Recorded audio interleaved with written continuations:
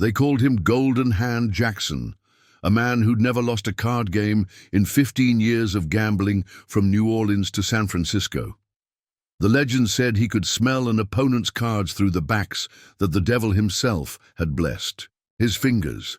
What the stories never mentioned was how he'd abandoned a wife and infant daughter in Montana Territory to chase fortune at the tables, or how that child had grown into the veiled woman now sliding into the seat across from him at the Silver Dollar Saloon in Redemption Springs. As the newcomer placed a stack of gold coins taller than any Jackson had seen in years onto the green felt, whispers rippled through the crowd.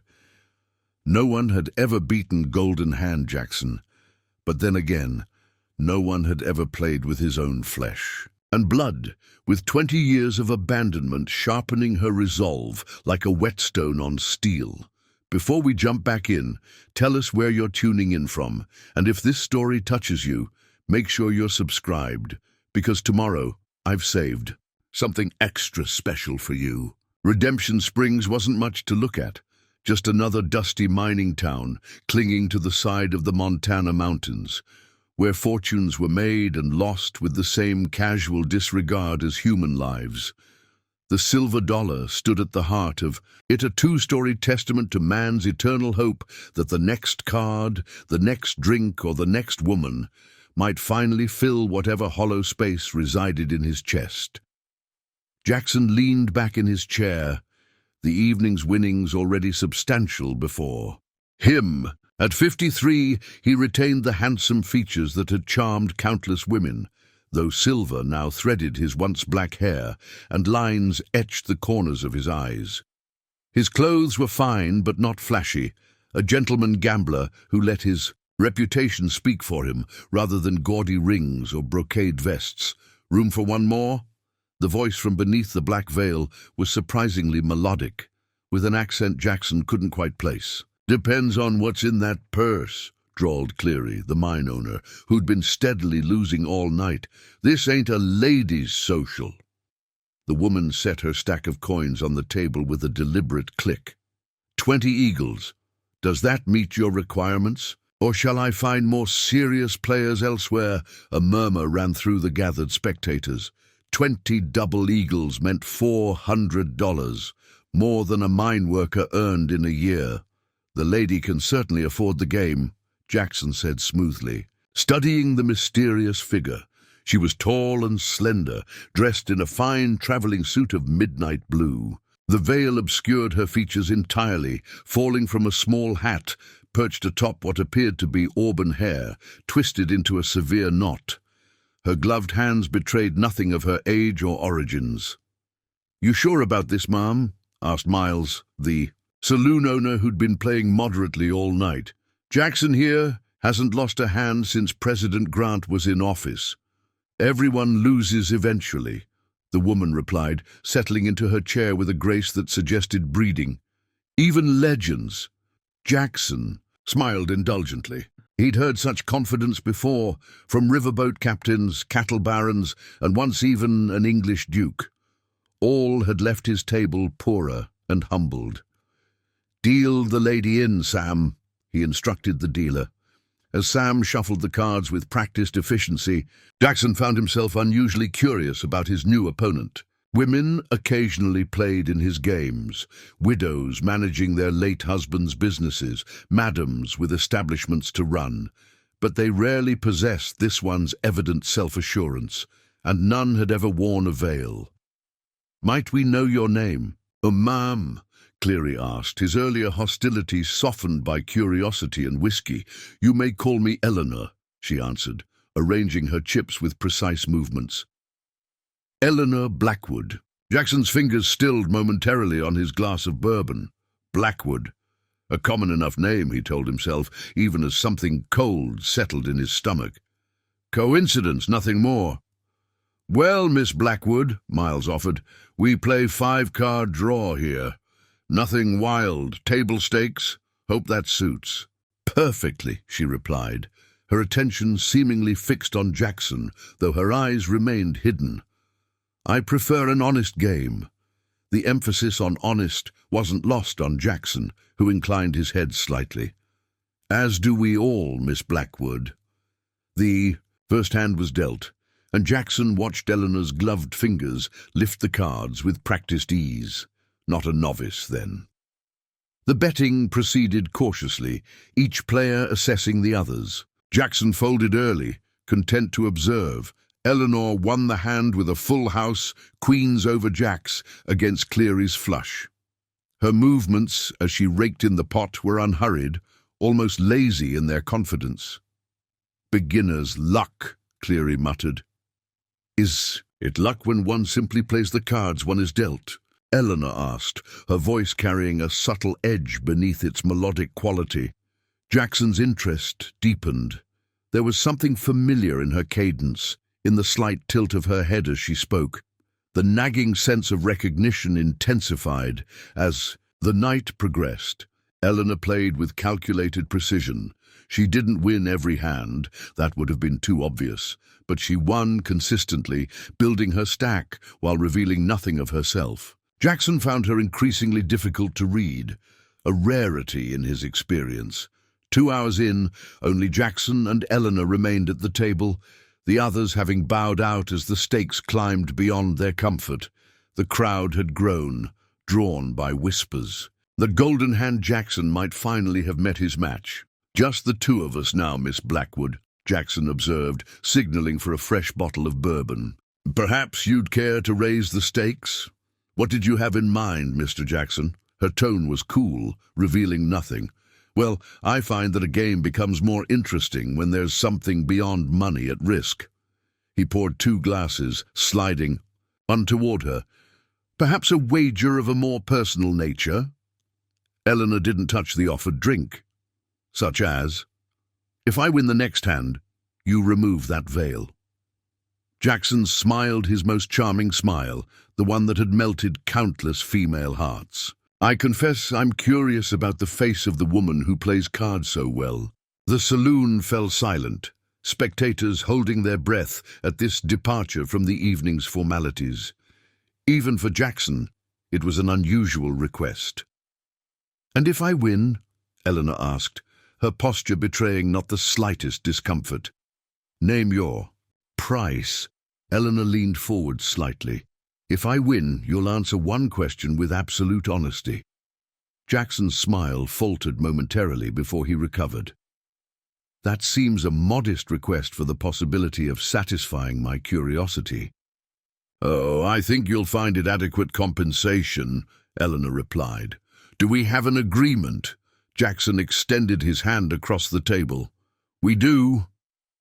Eleanor's gloved fingers barely touched his as they sealed the bargain, yet even that fleeting contact sent an inexplicable chill through him.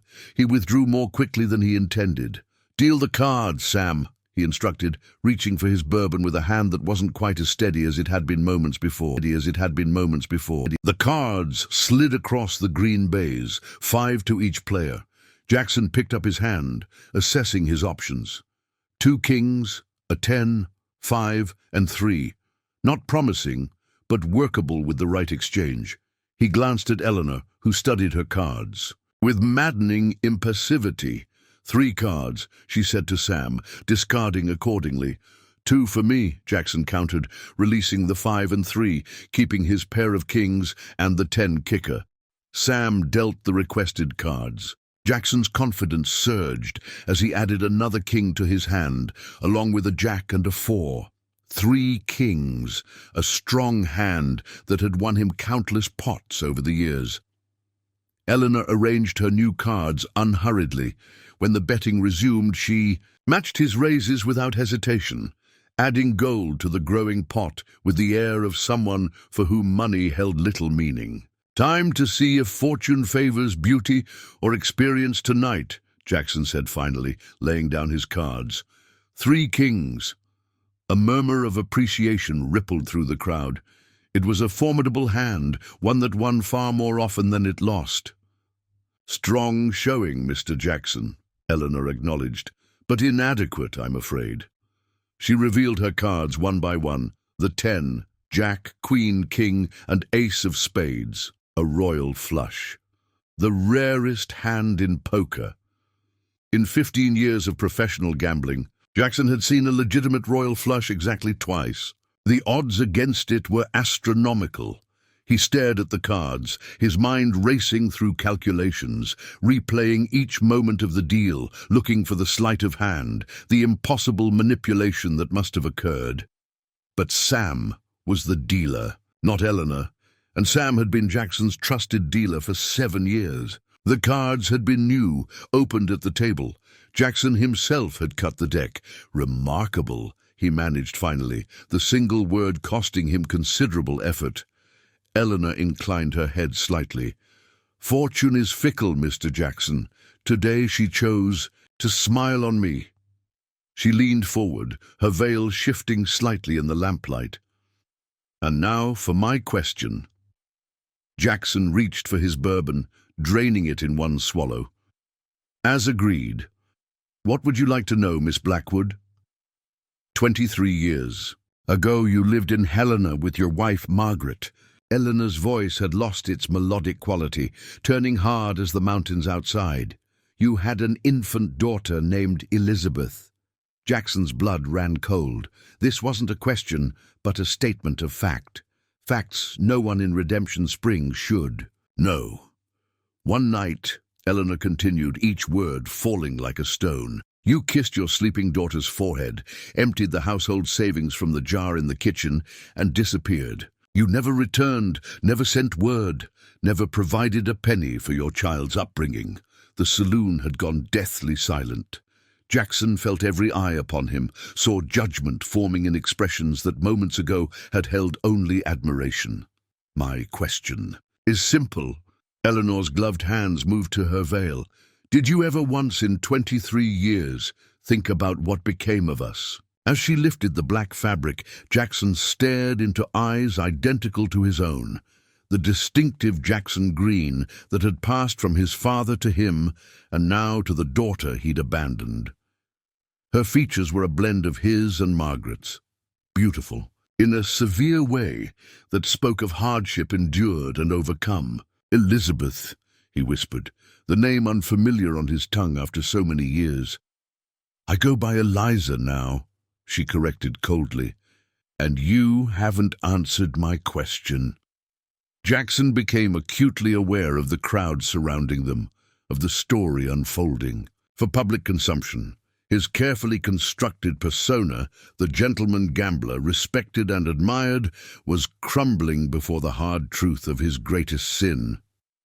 Yes, he said finally, his voice barely audible. I thought of you. Many times, but never enough to come back. It wasn't a question. No. The admission cost him more than any loss at cards ever had. Never enough for that. Eliza Blackwood, no longer Eleanor the mysterious card player, but his daughter in the flesh, gathered her substantial winnings with deliberate movements. That's all I needed to know, she said, rising from the table. Good night, Father. I'll see you tomorrow evening for another game. I believe there's still much more for you to lose. She swept out of the saloon, leaving behind a stunned silence, broken only by the soft clink of Jackson's empty glass as it slipped from his fingers onto the green felt. Sleep evaded Jackson that night, each creak of the boarding house floorboards jerking him from fitful dreams where Margaret's eyes accused him from beneath a black veil. Dawn found him at his window, stubbled and hollow-eyed, watching redemption. Spring stirred to life in the thin mountain light. The town appeared unchanged, the same mule teams hauling ore carts, the same miners trudging toward the shafts, yet everything had shifted beneath. His feet like sand in a rushing creek. Elizabeth, Eliza, his daughter. The memory of her face burned in his mind. The high cheekbones she'd inherited from Margaret, the determined chin that mirrored his own, and those eyes, unmistakably his, the distinctive shade of green that marked the Jackson bloodline back 3 generations. He splashed cold water from the basin, the shock against his skin, a welcome distraction. In 23 years of wandering, he'd crafted explanations, justifications, elaborate scenarios wherein his departure had somehow been the noble choice. Standing before the spotted mirror, he confronted the truth that had stalked him across mountain ranges and deserts. He had been a coward, plain and simple. A knock at his door jolted him from self-recrimination. "Telegram, Mr. Jackson," called the boarding house owner's son, slipping an envelope beneath the door. Jackson retrieved it, tearing open the seal with dread coiling in his stomach. The message was brief, but devastating. "Mother died, winter typhoid. Stop, no thanks to you. Stop tonight. 8 o'clock, private room, silver dollar. Stop, bring everything. Stop, no signature." But none was needed. Jackson sank onto the edge of his bed, telegram dangling from suddenly nerveless fingers. Margaret, dead. The woman who'd captured his wild heart with her quiet strength and sly humor, who'd borne his child and believed his promises of fidelity. He'd imagined her sometimes, silver threading her chestnut hair, perhaps remarried to a steady, dependable man, a shopkeeper or banker who'd been the father he never was. Instead, she'd died in a Montana winter, possibly alone save for the daughter he'd abandoned. Jackson dressed mechanically, his usual meticulous attention to appearance abandoned. He needed answers about Margaret, about the years he'd missed, about how his daughter had transformed into the formidable woman who'd humiliated him before a crowd of strangers. The day passed in a haze of avoidance. He skipped his usual breakfast at the Grand Hotel, unable to face the whispers and stares that would inevitably follow last night's revelation. Instead, he walked the outskirts of town, the cold mountain air biting at his face as he rehearsed explanations that withered before they fully formed.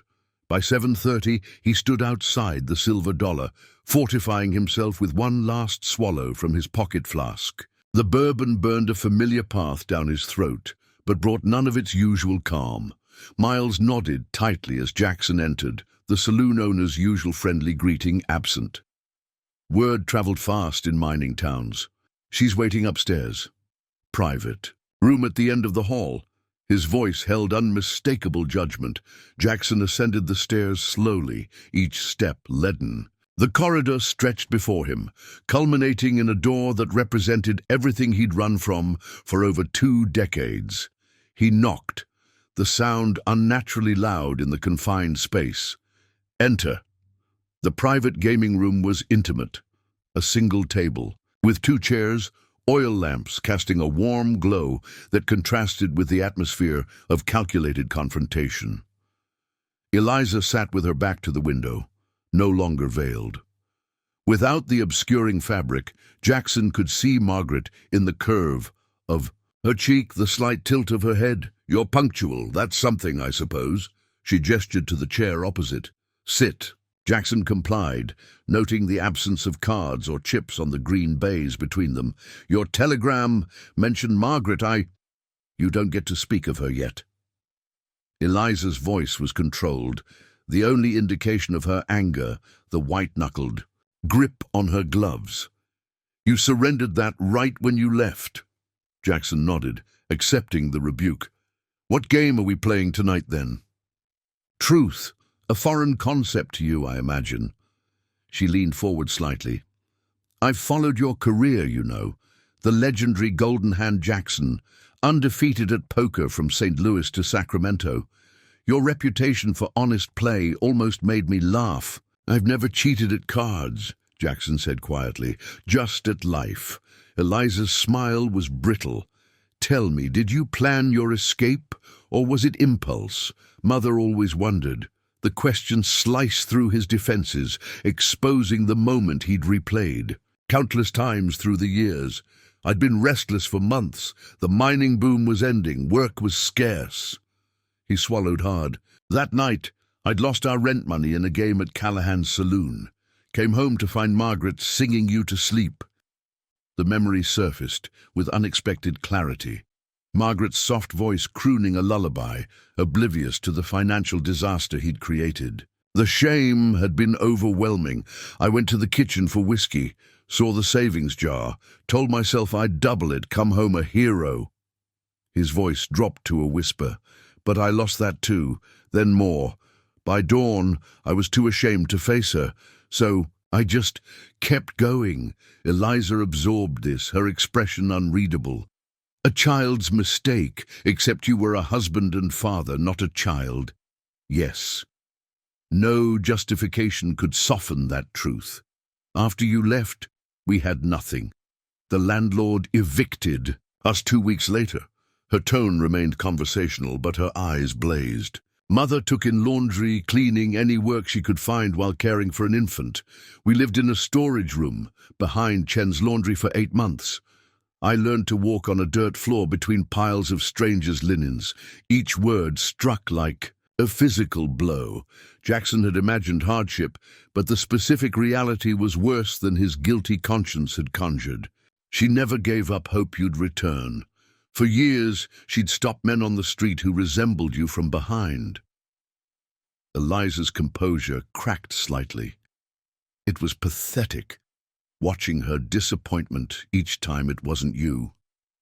"I'm sorry," Jackson whispered, the inadequacy of the words burning his tongue. "Sorry doesn't feed a hungry child." Eliza withdrew a folded paper from her jacket.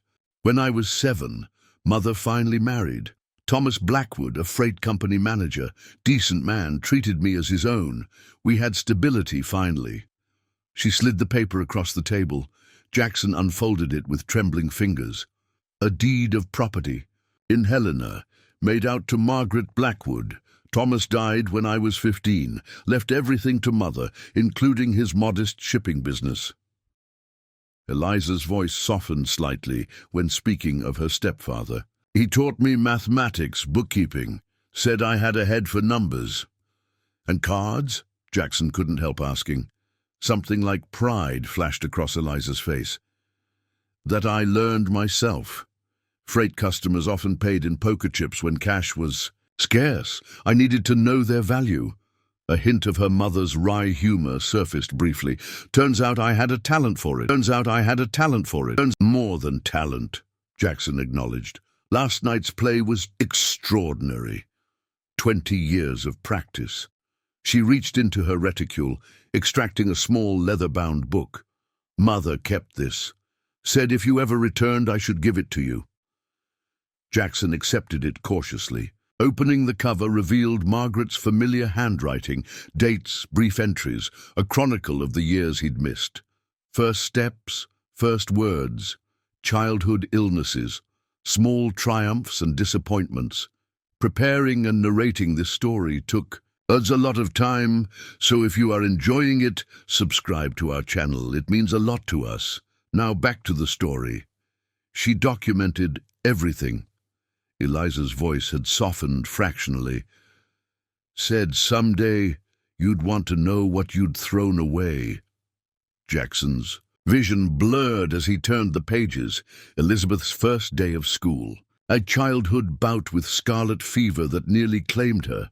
The day she'd asked why she had no father when other children did. "I stopped asking about you when I was 12, Eliza continued. "By then I'd heard the whispers. How Margaret Jackson's husband had abandoned her with a newborn, run off to gamble away his responsibilities." She reached across the table, reclaiming the journal before he could read further. "That's not why I tracked you down." Jackson looked up, confused. "Then why?" "Mother never stopped loving you despite everything. When typhoid took her last winter, she made me promise to find you." Eliza's controlled facade cracked slightly. Her last words were, "Tell Richard I forgave him." The revelation struck Jackson like a fist to the chest. Forgiveness, the one thing he'd convinced himself he'd never deserve, offered freely by the woman he'd wronged most grievously. "I didn't want to find you," Eliza admitted, brutally honest. "I'd have been content to let you die without ever knowing. What became of us? But a promise to a dying mother." She trailed off, the implication clear. "So you've delivered your message," Jackson said carefully. "What happens now?" Eliza's expression hardened once more. "Now we play for higher stakes. I didn't spend months tracking you just to deliver a deathbed absolution. She reached beneath the table, producing a leather satchel that landed between them with a substantial thud. Opening it revealed stacks of banknotes and gold coins. A small fortune. Everything I have, against everything you have. Her eyes, so like his own, held implacable determination. One game, winner takes all. Why? Jackson asked, genuinely bewildered. You've clearly done well for yourself. Why risk it? Because I need to know if you'll do the right thing, just once. If you win, you keep everything, enough to set yourself up comfortably for years. If I win, she paused. Well, then you'll have lost everything twice, won't you? The challenge hung between them, loaded with decades of abandonment and resentment. Jackson recognized the test for what it was, not just of his skill, but of his character. The character he'd failed to demonstrate 23 years ago.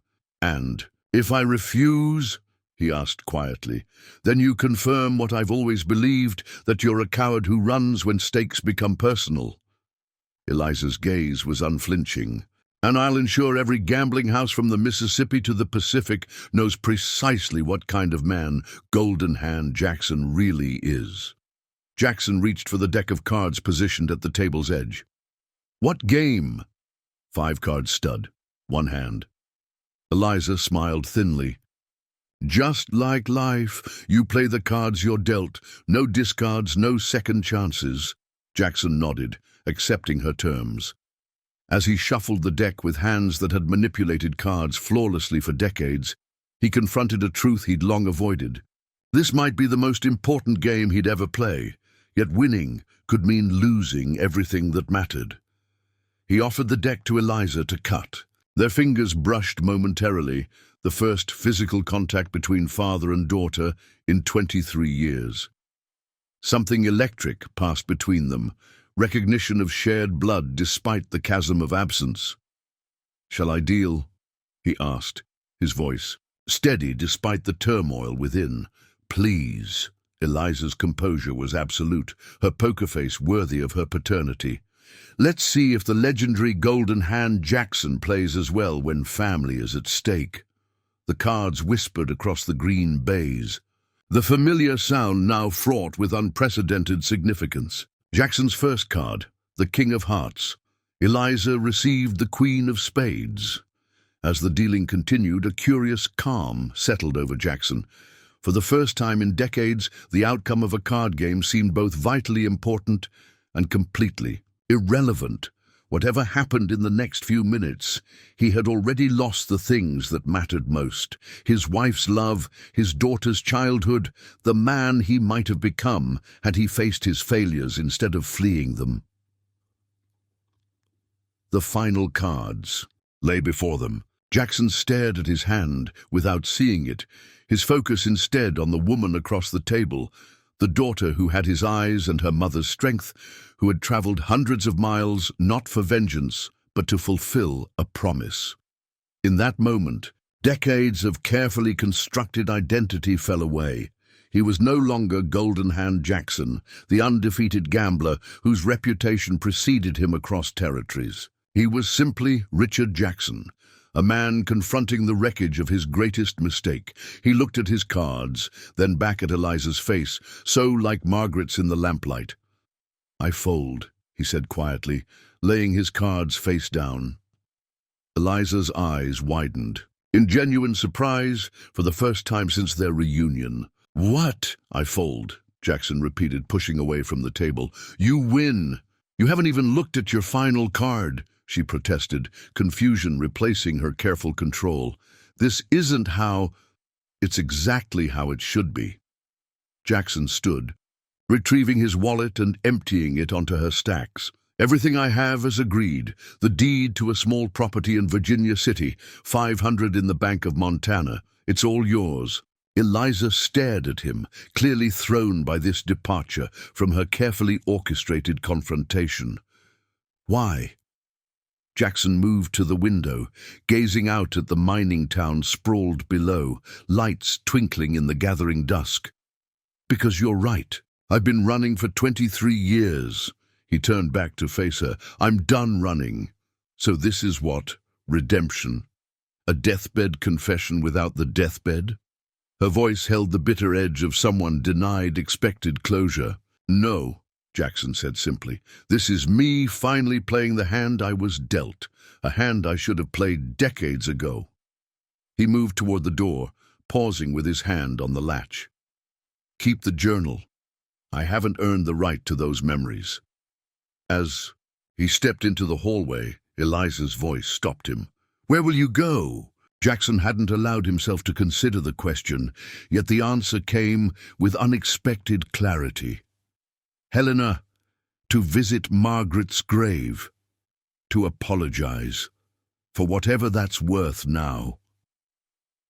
He glanced back one last time at the daughter he'd never known, strong, capable, bearing the best of both her parents despite his desertion. "Goodbye, Elizabeth." "Eliza," she corrected automatically, her expression unreadable in the lamplight. "No one calls me Elizabeth anymore." Jackson nodded, accepting this final reminder of his absence from her life. "Goodbye, Eliza." As he descended the stairs, leaving behind his reputation and possessions, Jackson felt lighter than he had in decades. He'd lost everything, yet for the first time since that fateful night in Helena, he walked with the posture of a man who might someday make peace with his reflection. Behind him, alone in the private gaming room, Eliza Blackwood turned over his abandoned cards with trembling fingers. Her breath caught as the hand revealed itself, a straight flush, the highest possible hand short of a royal. He'd had a winning hand, and he'd walked away from it, and he'd walked away from it. Dawn painted the eastern sky as Eliza stood at her hotel window, Margaret's journal open in her hands. Sleep had proven elusive, her mind replaying Jackson's unexpected surrender. The straight flush he'd abandoned mocked her carefully laid plans. This wasn't how vengeance was supposed to unfold. Her father walking away with dignity rather than suffering the humiliation she'd meticulously orchestrated. The stagecoach to Helena departed at noon. Her trunk was packed, her business in Redemption Springs concluded, yet something kept her from feeling the satisfaction she'd anticipated for months. She'd imagined breaking the legendary gambler, watching his carefully constructed reputation crumble before delivering Margaret's message of forgiveness. Instead, he'd accepted defeat with a grace that had left her off balance, searching for solid ground. A knock at her door interrupted her brooding. Opening it revealed one of the silver, dollars-serving girls, her expression apprehensive. "Begging your pardon, Miss Blackwood, but there's trouble." "It's about your father." Eliza stiffened. "Mr. Jackson is not my father in any meaningful sense." The girl fidgeted nervously. "Yes'm, but there's still trouble. He's been caught cheating." "Cheating?" Eliza's disbelief was genuine. "Jackson doesn't cheat at cards. That's what makes it strange, ma'am. He was playing with Harlan Madson's crew at dawn, miners fresh off shift with whiskey courage. Playing sloppy, losing big." The girl lowered her voice. "Then Madson found an ace up his sleeve. They've got him cornered at Callahan's." "Why tell me this? It's hardly my concern." Even as she spoke, Eliza reached for her shawl, her body betraying her words. "Mr. Miles said you should know, being kin and all." The girl glanced nervously down the hall. "They're talking about a hanging tree, Miss Blackwood.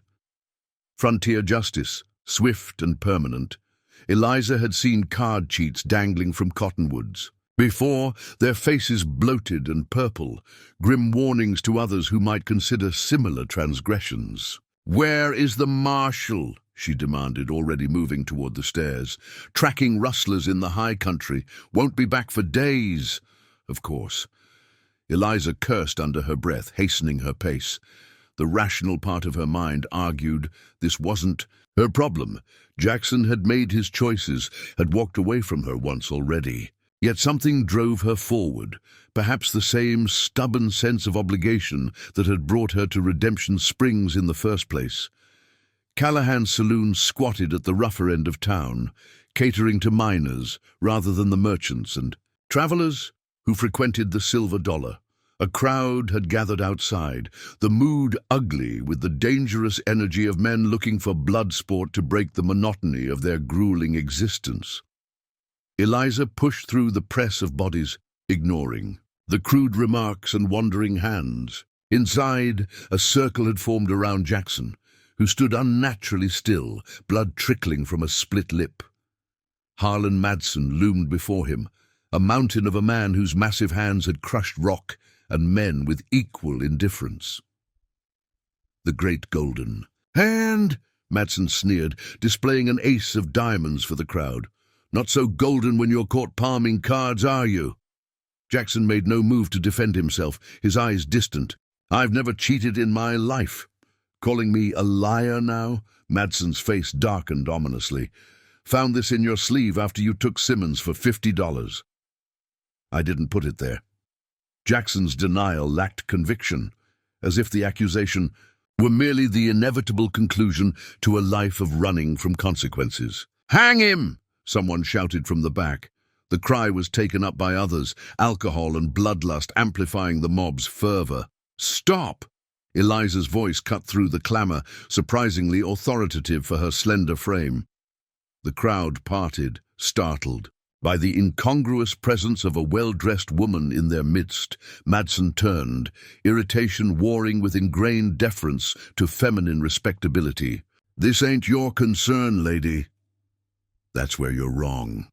Eliza moved to stand between Jackson and his accuser, noting with peripheral awareness the flicker of shock that crossed her father's face. This man couldn't have cheated you. So. The ace myself, Madsen growled, shaking the card for emphasis. And did you see him place it there? Eliza demanded. Or did you simply discover it after he won a significant pot? Uncertainty rippled through the crowd. Madsen's scowl deepened. What are you suggesting? That the legendary Golden Hand Jackson, suddenly deciding to cheat in a low-stakes game with minors, is somewhat less plausible than a sore loser planting evidence. Eliza held Madsen's gaze unflinchingly, especially when said loser owes considerable debts to less forgiving men than Mr. Jackson. Murmurs spread through the onlookers. Madsen's reputation for gambling beyond his means was evidently common knowledge. You calling me a cheat? Madsen took a menacing step forward. I'm calling you desperate. Eliza didn't flinch. And desperate men do foolish things. The tension stretched taut as a hangman's rope. Eliza measured the distance to the door, calculating their odds of escape if the situation deteriorated further. Jackson remained unnaturally still behind her, offering neither assistance nor resistance. Check his other sleeve, came a new voice from the crowd. A wiry man with a prospector's weathered face pushed forward. If he's cheating, he'll have more cards hidden. The suggestion seemed reasonable to the mob. Madsen roughly grabbed Jackson's arm, yanking back the sleeve to reveal nothing. Other one, Madsen demanded, clearly unprepared for this development. Again, nothing. Confusion rippled through the crowd. His vest pocket, someone suggested, the bloodlust already cooling as doubt crept in. A thorough search revealed no hidden cards, no tools of deception. Just the modest wallet Jackson had emptied for Eliza the previous night, containing only a few dollars and a faded daguerreotype she recognized with a jolt as her mother's. Seems I was mistaken, Madsen muttered finally, unwilling to admit more. Explicit culpability. Indeed, Eliza's tone could have frosted glass. Perhaps in the future you'll consider the reputation of the man you're accusing before making such serious allegations. The crowd began dispersing, the promised spectacle evaporating into merely another tall tale to embellish over future whiskies. Jackson stood motionless, watching Eliza with an expression she couldn't or wouldn't decipher. Why? He asked once they were relatively alone, save for the bartender sullenly wiping glasses nearby. Eliza avoided his gaze. I didn't spend months tracking you down just to have some miner's kangaroo court rob me of satisfaction. Is that the only reason? Jackson touched his split lip gingerly. What other reason could there be? She turned toward the door, unwilling to examine her motivations too closely. The stagecoach leaves at noon. I suggest you be on it if you truly intend to visit Helena. Jackson followed her into the harsh morning light, squinting against the sun. You're going to Helena as well? I have business there. Eliza quickened her pace, uncomfortable with their sudden alignment of purpose. Mother's affairs still require attention. They walked in strained silence through Redemption Springs' awakening thoroughfare. Shopkeepers swept boardwalks, freight wagons creaked toward the mines, the ordinary bustle of commerce resuming after the brief disruption of near violence. Thank you, Jackson said finally as they neared the hotel. For intervening. Eliza stopped, facing him directly for the first time since Callahan's. Don't mistake practicality for forgiveness, Mr. Jackson. You're nothing to me beyond an obligation. To a dead woman. The words were deliberately cruel, designed to maintain the emotional distance she required, yet even as she spoke them, their hollowness echoed in her chest. Of course. Jackson accepted the rebuke with the same quiet dignity he'd shown in surrendering his cards the previous night. Still, I'm grateful. Something in his tone, perhaps its complete lack of self-pity, fractured Eliza's carefully maintained composure. Did you plant that ace yourself? Create a situation where you'd be punished? The question clearly startled him. No. Why would I do that? Why would I do that? Atonement, martyrdom, pick your poison. She studied his face, seeking deception and finding only weariness. Men with guilty consciences often seek punishment when forgiveness seems unattainable. I'm not that complicated, Eliza. Just a man, facing long-delayed consequences. He managed a ghost of his former smile. Though if I were inclined toward manufactured redemption, I'd have chosen a less painful method than Harlan Madson's fists. Despite herself, Eliza felt her lips twitch toward an answering smile. She suppressed it immediately, unsettled by this moment of connection. The noon stage, don't miss it. With that, she retreated to her hotel, leaving Jackson on the boardwalk, the sun illuminating the silver in his hair and the fresh bruise darkening his jawline. The stagecoach journey to Helena stretched interminably. 6 passengers crammed into space, better suited for 4, jolting over rutted mountain roads that seemed designed for maximum discomfort. Eliza sat opposite Jackson, maintaining rigid silence while avoiding his gaze. The other travelers, a traveling salesman, an elderly couple, and a young minister, attempted sporadic conversation before surrendering to the palpable tension between father and daughter. By dusk, when they stopped at a way station for the night, even the minister had abandoned his cheerful efforts at fellowship. The establishment offered basic accommodations, a common room for men, a curtained alcove for Eliza as the sole female traveler, and a supper of beans, salt pork, and biscuits that could have doubled as building material. Eliza ate sparingly, hyper-aware of Jackson, seated at the far end of the rough-hewn table. She'd planned meticulously for their confrontation in Redemption Springs, but had given no thought to what might follow. Now, trapped in his company for the 3-day journey to Helena, she found herself adrift, uncertain how to maintain animosity in such close quarters. After supper, while the men settled in the common room with pipes and conversation, Eliza stepped outside, seeking respite in the cool mountain air. Stars crowded the vast Montana sky, brilliant without competing lamplight to dim their glory. She inhaled deeply, allowing herself a moment of appreciation for the rugged beauty surrounding them. You always loved the stars, Jackson's voice came, from the shadows beside the station door. As a baby, you'd go silent whenever Margaret took you outside at night. Eliza stiffened. Don't pretend to know me. You forfeited that right long ago. I wasn't pretending. He stepped into view, face half illuminated by light spilling from the station windows. It was in Margaret's journal, May 12th entry, your first spring. The unexpected reference caught Eliza off guard. You memorized it? Just that page. Jackson glanced upward at the constellations. The truth is, I know nearly nothing about you. 23 years worth of nothing. The admission hung between them, unadorned and devastating in its simplicity. Why did you fold last night? Eliza asked abruptly. You had a winning hand. You saw it. Something like amusement flickered across his features. Of course you did. Answer the question. She needed to understand, to categorize this deviation from the narrative she'd constructed around their confrontation. Jackson considered for a long moment.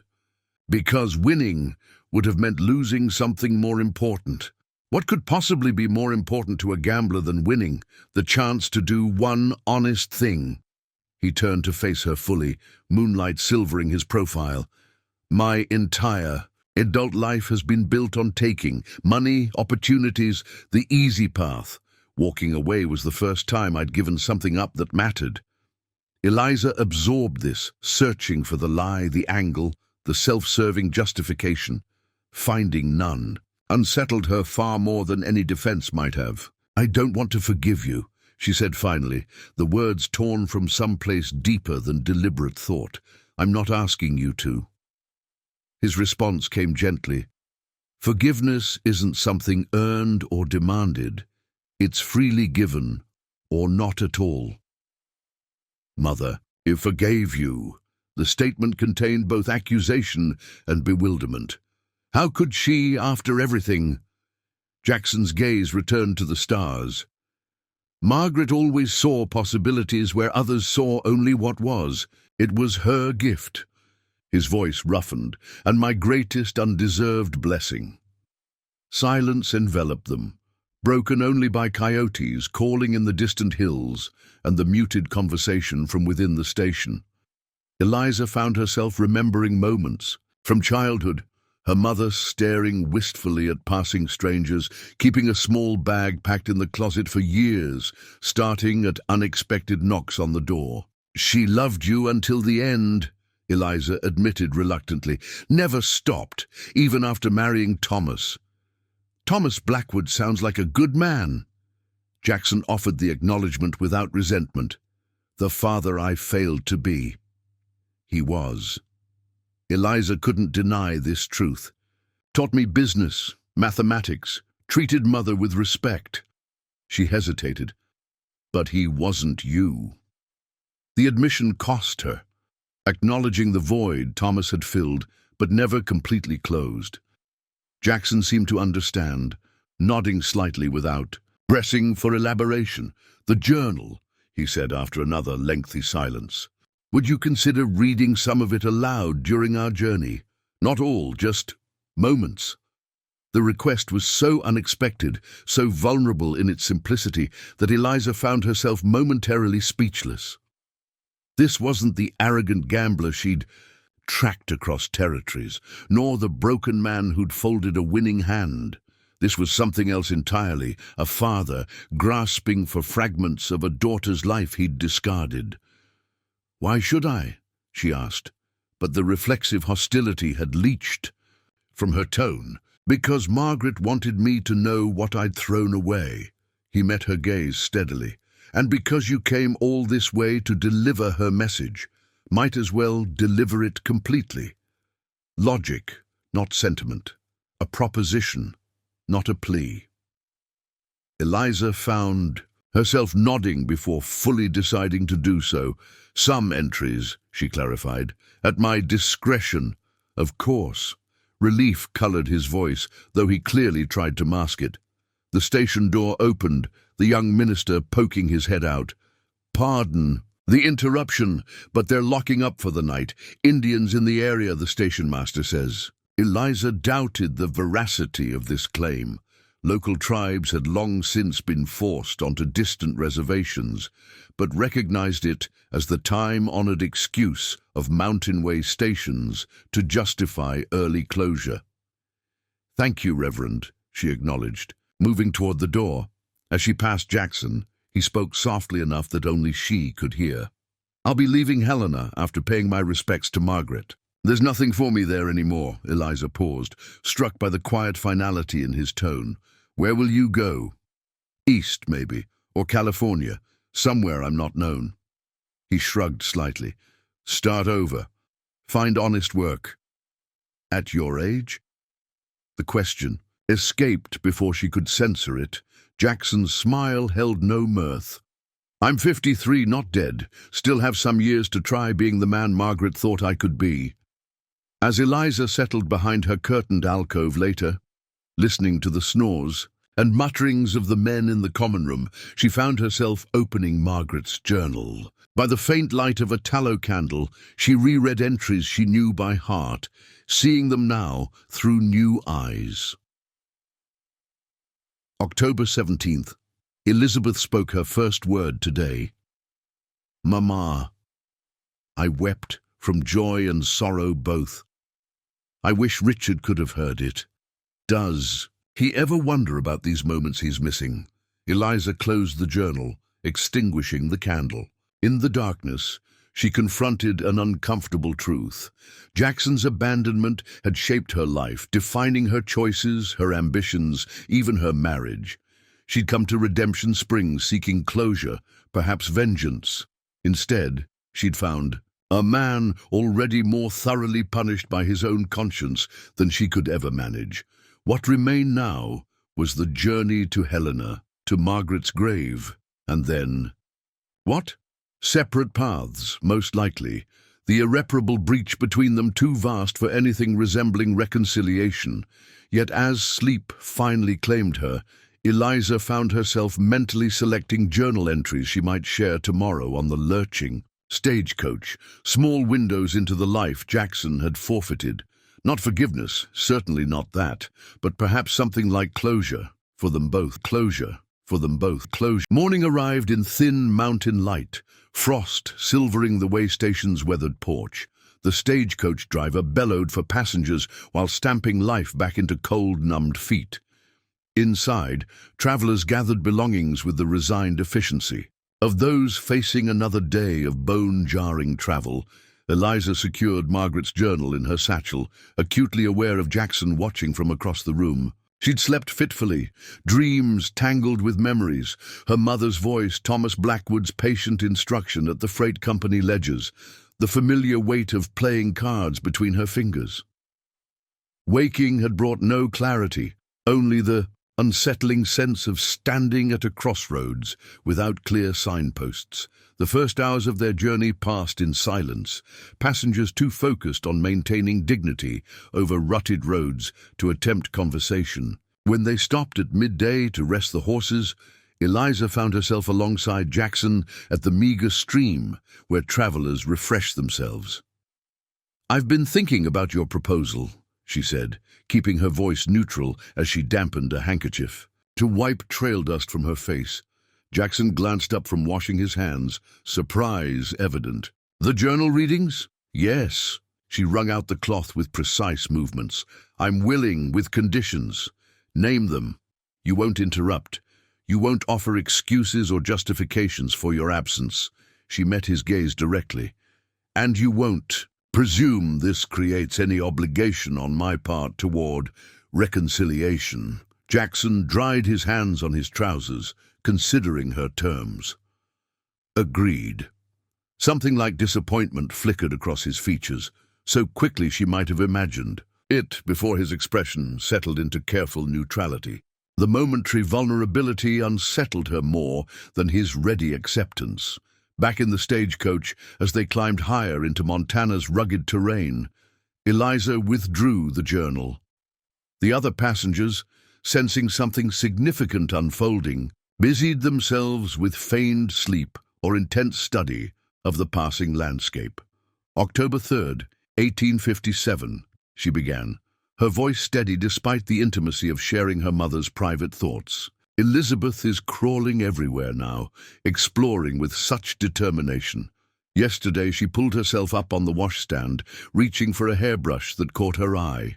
The look of triumph on her face reminded me so much of Richard when he'd Solved a particularly challenging problem at the mine.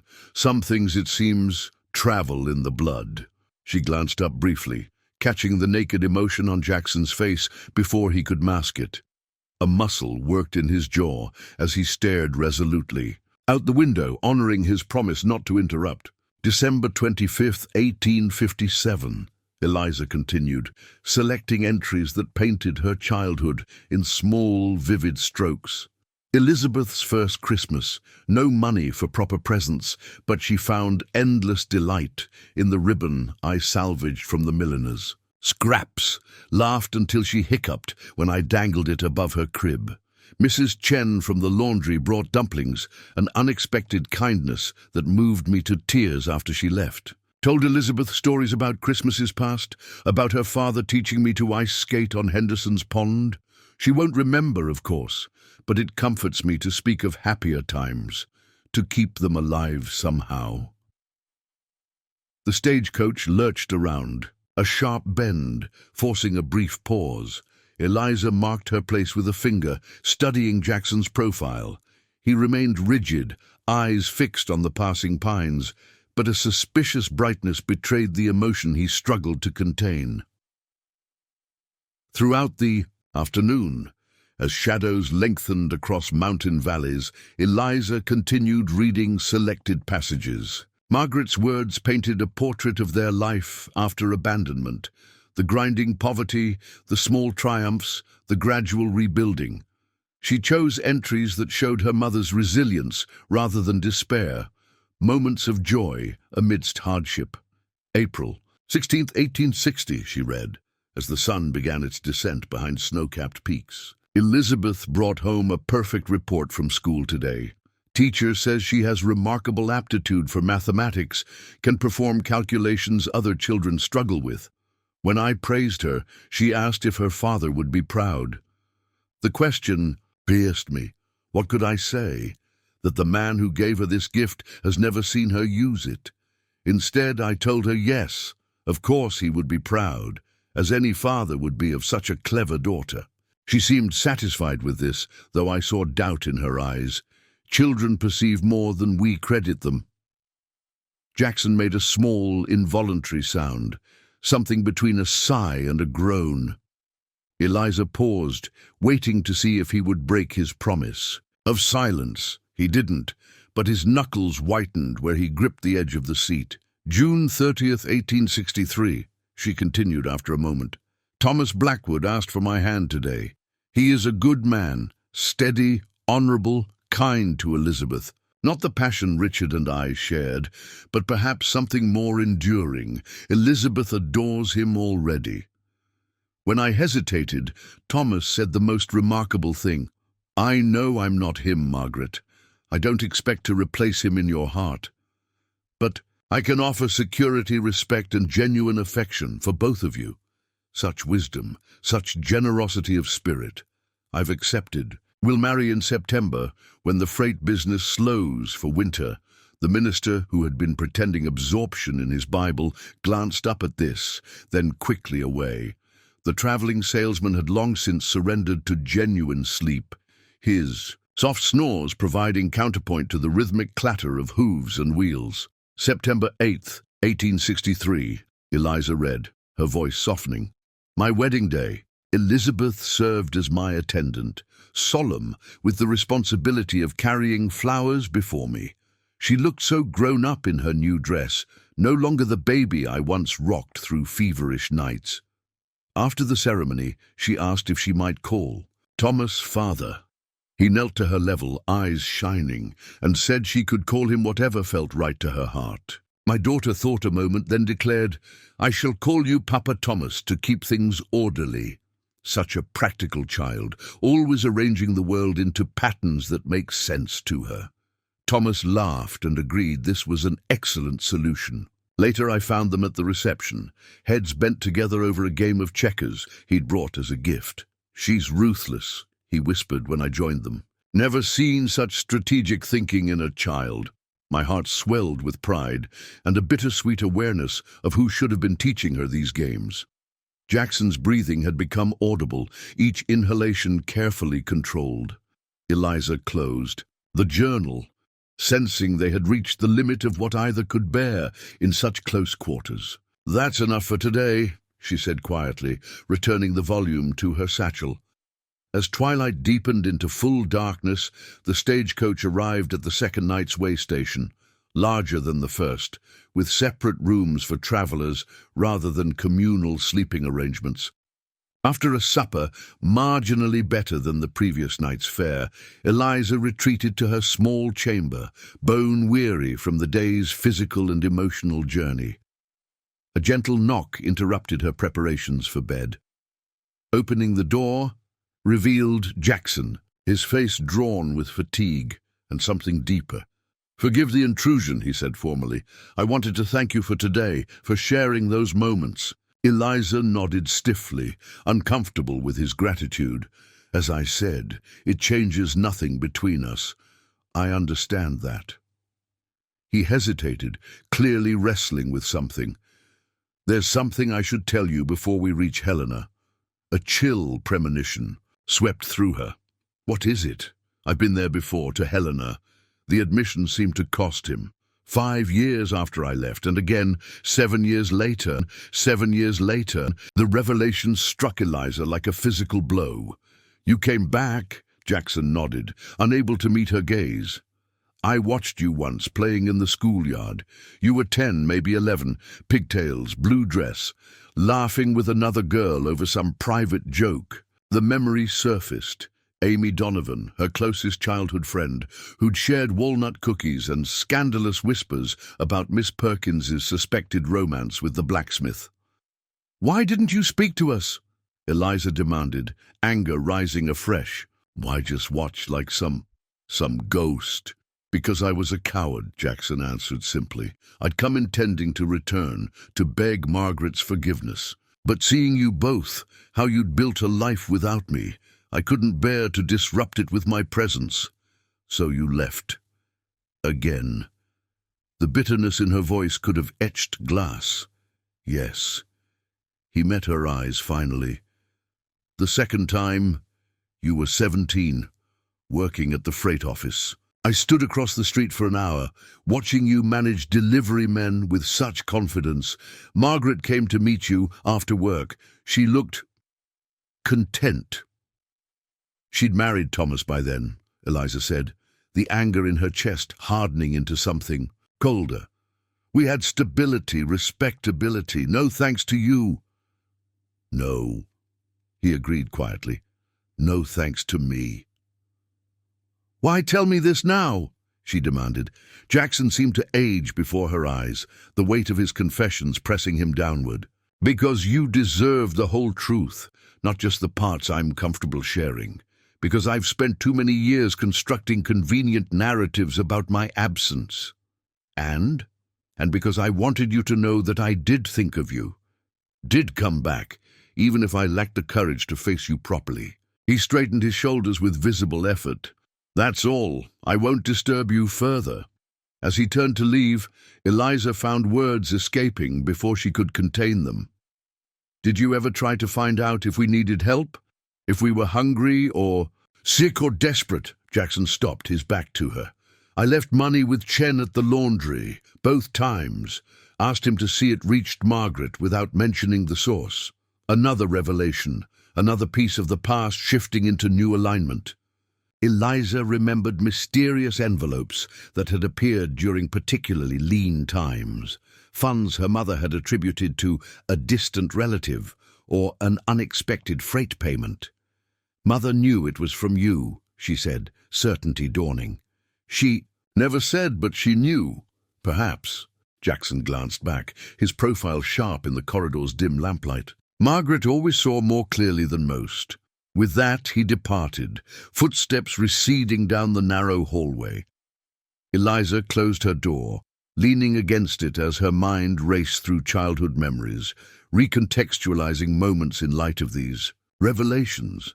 The money that had paid for her school books, the doctor's care during her scarlet fever, the small luxuries that had appeared when desperation loomed closest. Not redemption, certainly not that. but neither the complete abandonment she'd carried as immutable fact for decades. Sleep eluded her far into the night as she turned the journal's pages, reading entries she'd skipped during the day's recitation, Margaret's darker moments, her struggles, her occasional despair. A fuller picture emerged of the woman who had raised her. Complex, resilient, capable of forgiveness Eliza had never understood. One entry, dated shortly after Thomas Blackwood's death, caught her attention with particular force. Elizabeth grows, more determined to succeed in the freight business, working from dawn until well past dusk. She has her father's brilliance with numbers, his strategic mind, but I fear she's inherited something else from him as well, the inability to forgive failure, especially her own. She drives herself with a harshness Richard once reserved for the mining challenges he couldn't immediately solve. I worry what this might cost her in the years ahead. Eliza closed the journal, unsettled by her mother's perception. Had she truly inherited more than Jackson's green eyes and aptitude for mathematics? The thought that some essential quality of his character might live within her, the very character she'd spent decades despising, disturbed her more profoundly than his confession of secret returns to Helena. The final day's journey loomed ahead, bringing them to their destination and the grave where Margaret lay. What would happen there, at that culmination, Eliza couldn't predict. The narrative she'd constructed so carefully had already unraveled, leaving her adrift in unfamiliar emotional terrain. Tomorrow, she would face her mother's final resting place, alongside the man who had abandoned them both. What resolution might emerge from that confluence she couldn't imagine. Only that it would be nothing like the vengeance she'd originally intended, nor the tidy closure she'd subsequently hoped. For some reckonings, it seemed, refused to follow even the most carefully dealt hand. Helena greeted them with autumn's first chill, frost-rimming puddles along the rutted main street as the stagecoach rolled to a stop outside the territorial capital's Grand Hotel. The town had grown since Jackson's last clandestine visit. New. Buildings of brick and stone replacing earlier wooden structures, gas lights marking prominent intersections, the steady rhythm of commerce suggesting prosperity had firmly taken root. "Last stop, Helena," the driver called, jumping down to assist passengers with their belongings. Eliza descended without waiting for the offered hand, surveying the familiar streets with the complex emotions of one returning to a place both cherished and outgrown. Jackson followed more slowly, his face set in lines of private reckoning as he confronted the town where his greatest failure had been born. "The cemetery is northwest of town," Eliza said, her tone carefully neutral. "Near the old Methodist church." Jackson nodded, retrieving a single valise from the luggage rack. "Would you prefer to go alone first?" "I can wait." "No," she interrupted. "We'll go together, after we've secured rooms and refreshed ourselves." She glanced at the position of the sun, already dipping toward distant mountains. "There's time before dusk." The practicality of the arrangement, this businesslike approach to a moment weighted with decades of absence and grief, seemed to steady them both. They secured separate rooms at the hotel, agreeing to meet in the lobby in 1 hour. Alone in her chamber, Eliza changed from her travel-stained garments into a simple black dress appropriate for a cemetery visit. As she pinned her hair into a severe knot, she studied her reflection with clinical detachment. The resemblance to Jackson was unmistakable now that she acknowledged it. The set of her jaw, the calculating precision in her gaze. Margaret's softness remained in the curve of her cheek, the shape of her mouth, but the architect of her underlying structure was undeniably Richard Jackson. The realization no longer carried the sting it once had. 3 days of enforced proximity had worn the sharpest edges from her anger, leaving something more complicated in its place. Not forgiveness, she didn't have Margaret's capacity for that particular grace, but perhaps something adjacent to understanding. In the lobby, Jackson awaited in a clean shirt and his best coat, freshly shaved, a small bouquet of late-blooming wildflowers clutched awkwardly in one hand. The flowers surprised her, a gesture of genuine sentiment rather than the calculated charm she'd come to expect from the legendary gambler. "The lilies were her favorite," he said, noticing her gaze. "If they still sell them at Jefferson's Mercantile." "They do," Eliza confirmed, unexpectedly touched that he'd remembered such a detail across the void of decades. "But those likely came from Mrs. Whitcomb's garden. She keeps a stall near the hotel on market days." They walked in silence through Helena's bustling streets, each lost in private thoughts as the familiar landmarks of Eliza's childhood rose around them. The schoolhouse where she'd learned her letters, the milliner's shop where Margaret had occasionally found work, Chen's Laundry still operating at the corner of Pine and Third. "It's changed," Jackson observed as they passed the site where Callahan's saloon, his last stop before abandoning his family, had stood. A respectable dry goods store now occupied the lot. "Everything changes," Eliza replied, her tone softening slightly. "Even mountains given enough time." The cemetery occupied a gentle slope overlooking Helena's western edge, ancient cottonwoods standing sentinel along its wrought-iron fence. They entered through the main gate, gravel crunching beneath their boots as Eliza led the way through. Neat rows of markers, some elaborate monuments to the territory's prominent citizens, others simple stones bearing only names and dates. Margaret's grave lay beneath a modestly elegant headstone of polished granite, quality workmanship that spoke of care rather than ostentation.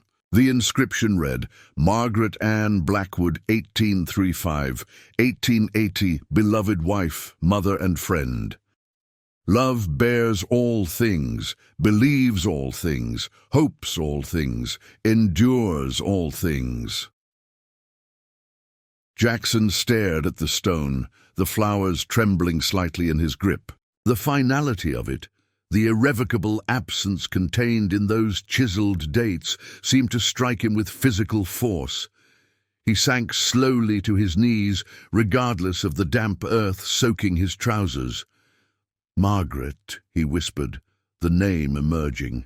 As both greeting and lament, Eliza stood slightly apart, allowing him this private moment while remaining close enough to hear his words. "I should have been here," he continued, arranging the wildflowers with uncharacteristic clumsiness. "Should have faced you properly, not watched from shadows. Should have been the man you believed I could be."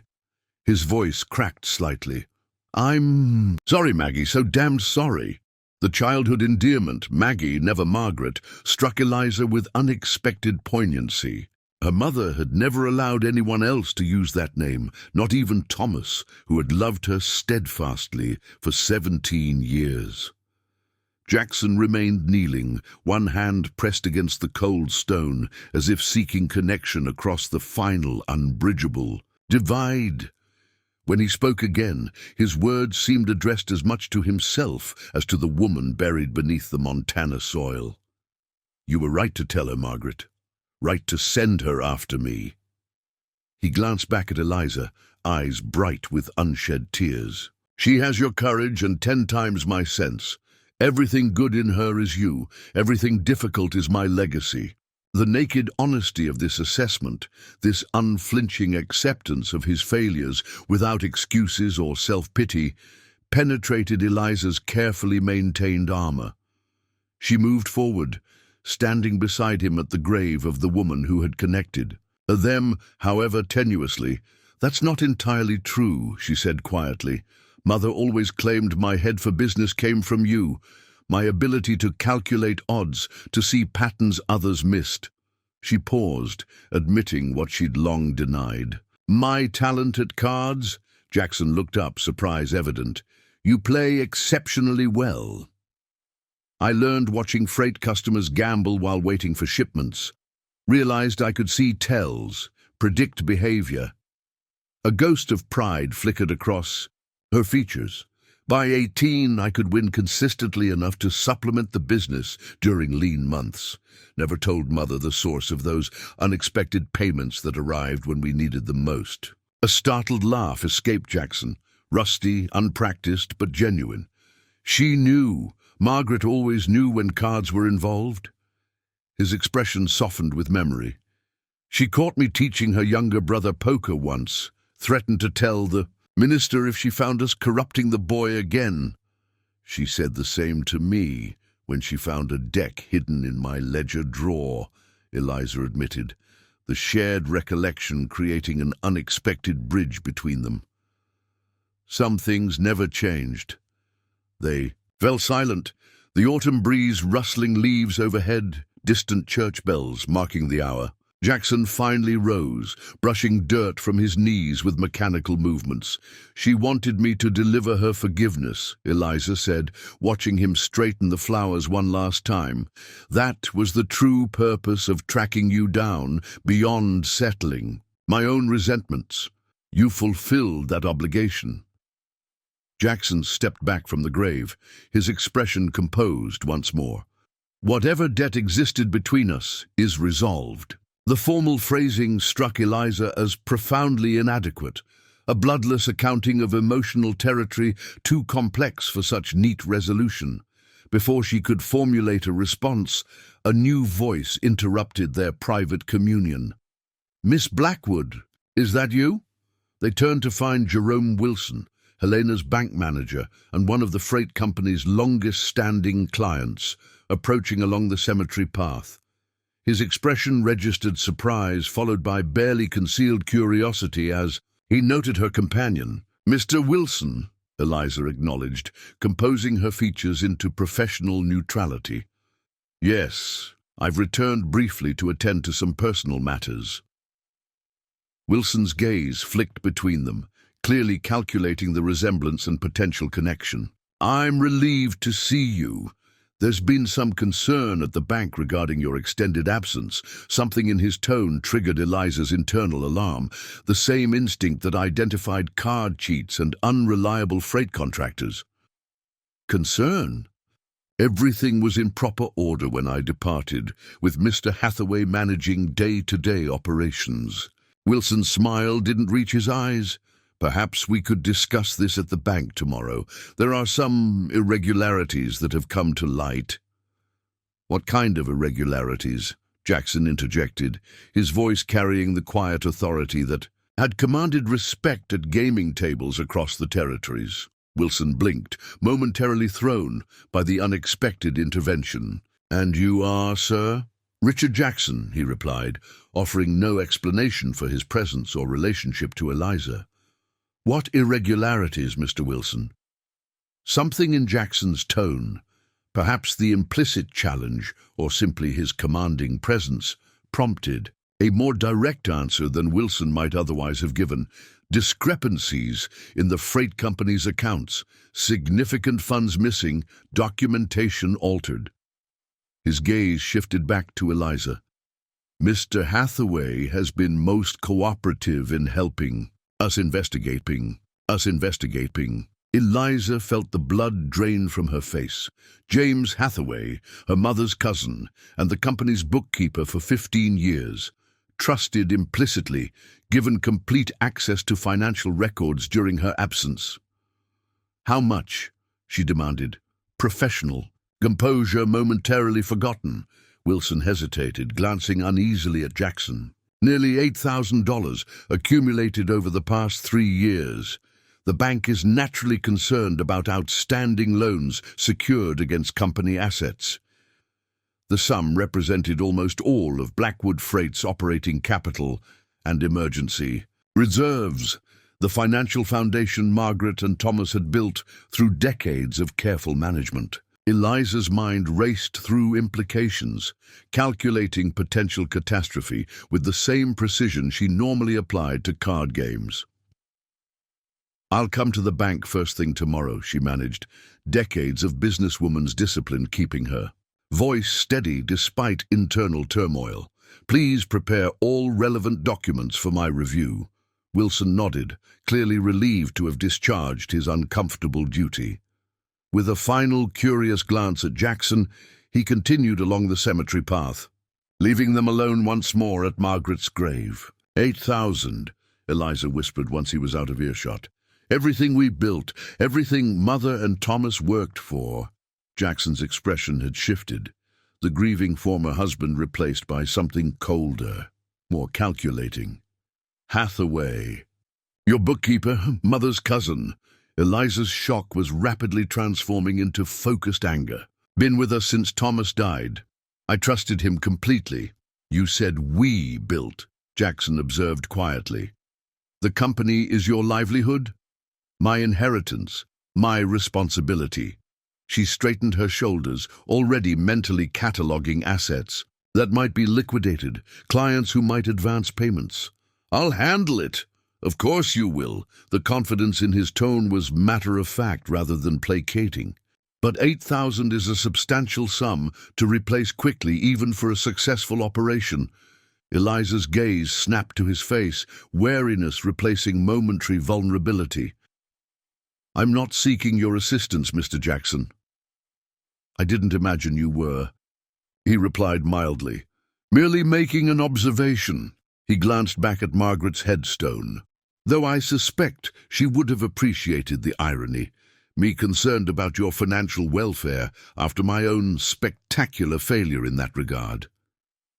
Despite everything, Eliza felt her lips twitch toward unwilling amusement. Mother did appreciate life's more ironic moments. She once told me God had a particular sense of humor when it came to human plans and certainties. Jackson's expression softened with memory. Seems she was right, as usual. The simple acknowledgement of Margaret's wisdom, her essential character, understood and remembered across decades of separation, touched Eliza more deeply than grand declarations might have. Whatever else Richard Jackson had been, he had truly known her mother, had appreciated qualities beyond her beauty or devotion. I should return to the hotel, she said finally. There are accounts to review before tomorrow's meeting. Jackson nodded, casting one last glance at the grave. I'll remain a while longer, if you don't mind. Of course. Eliza hesitated, then added awkwardly, Take whatever time you need. As she walked back through the cemetery's winding paths, she found herself glancing back at the solitary figure kneeling once more beside Margaret's headstone. In that moment, he seemed neither the legendary gambler who'd never lost, nor the coward who'd abandoned his family, but simply a man confronting the accumulated weight of his failures, a weight she recognized with uncomfortable clarity. At the hotel, Eliza spread company ledgers across her bed, documents she'd brought to Helena intending to update Margaret's financial affairs, never imagining they contained evidence of systematic theft.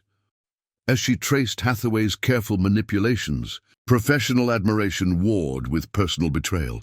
The embezzlement had been skillfully executed, amounts small enough to avoid immediate detection, documentation altered with painstaking precision. A knock interrupted her increasingly grim calculations.